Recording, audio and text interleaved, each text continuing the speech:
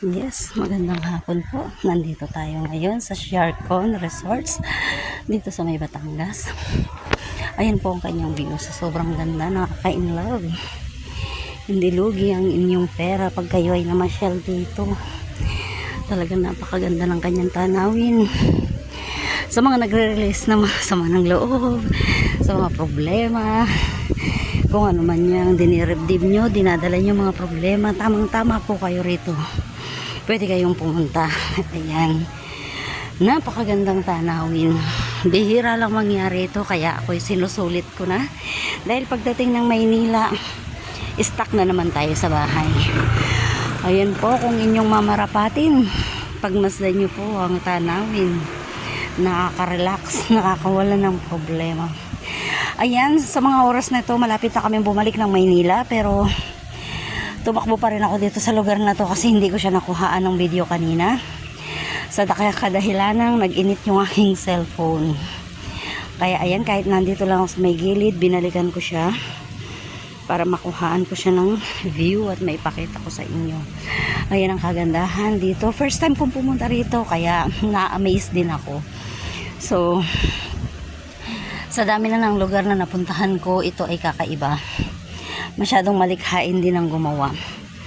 Ayan, tignan niyo po. Marami siyang swimming pool. Ito po ay binubuo siya ng 18 hectares daw po. So, as of now, meron na po siyang 10 hectares na nakadevelop. Meron siyang 18 swimming pools. At meron din po siyang maraming pwede kang maglaro. May zipline, meron siyang basta yun na yun. Marami akong nakita. Marami siyang bagay na kakaiba. At kung nature lover ka, ayan, may in love ka talaga. Napakaganda po ng lugar. Very relaxing at maraming mga magagandang mga halaman. Ayan, maraming saging. Ayan, sa tingin ko ito ay langka. Ayan, sige po, tayo po ay lumabas na at babalik na po tayo dun sa venue. At iniwan ko lamang po ang aking mga kasama roon. So, paano? Maraming salamat. Babay muna po. God bless everyone. Ayan oh, may saging. Ayan oh, nakikita niyo ba yung saging na yan? Oh, di ba? Ayan, paakit po tayo diyan. Sa lawak ng lugar, sa 18 hectares, hindi man po namin siya naikot lahat. Kasi nakakahingal. Napagod din ako. Pero dahil sa pagnanais ko na makakuha ko ng magagandang view at ma-share sa inyo, kaya ayan po, binalikan ko siya. Ando ng aming mga kasama. Ayan po.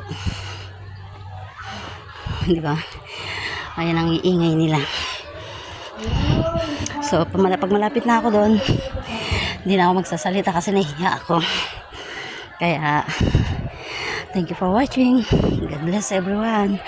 Please like and share and comment na rin po. Thank you, thank you.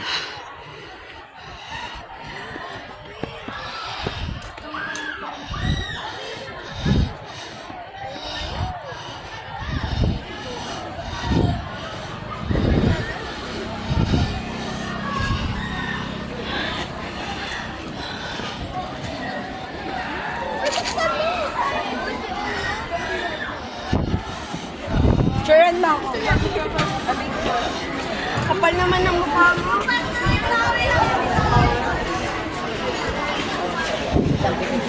Ano